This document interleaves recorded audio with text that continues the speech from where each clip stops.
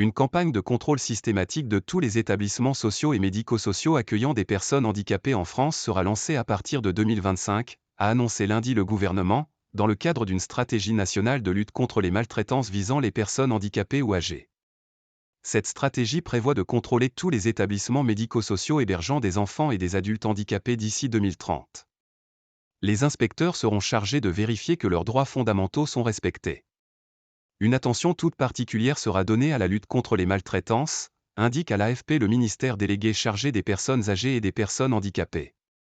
Cela se fera bien sûr sur plusieurs années, mais dès qu'il y a des signalements, l'Agence régionale de santé se rend immédiatement sur place, a affirmé sur France Info Fadila Khattabi, ministre déléguée chargée des personnes âgées et des personnes handicapées. Elle était interrogée sur le nombre d'inspecteurs, environ 130, comparé au nombre d'établissements. Au total, 9200 établissements qui accueillent des personnes handicapées sont concernés, notamment les instituts médico-éducatifs, IME, foyers d'accueil médicalisés, maisons d'accueil spécialisées et établissements et services d'aide par le travail, ESAT. Il y aura des contrôles déjà annoncés mais surtout des contrôles inopinés pour voir si les recommandations de la Haute Autorité de Santé sont bien appliquées et respectées, les conditions d'hygiène, de sécurité, etc., a ajouté Madame Khattabi.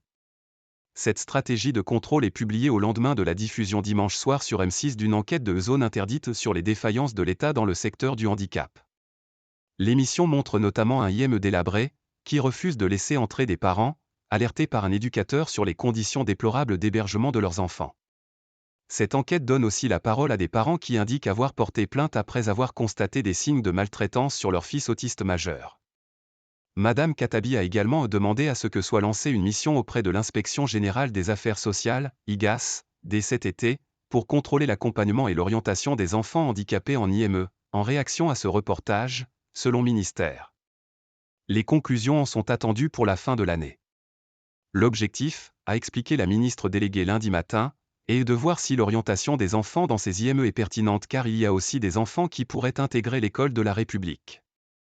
Interrogée sur les AESH, accompagnant des élèves en situation de handicap, et un recrutement parfois défaillant, la ministre déléguée a déclaré que leur nombre va augmenter depuis 2017. Après le scandale provoqué par la parution du livre Enquête Les Fossoyeurs du journaliste Victor Castanet, qui avait révélé des maltraitances des résidents dans des maisons de retraite médicalisées, EHPAD, du groupe privé Orpea, devenu MS. Le gouvernement avait annoncé que les 7500 EHPAD en France, publics, privés et associatifs, seraient contrôlés. La moitié l'ont déjà été, les autres le seront d'ici la fin de l'année, selon le ministère.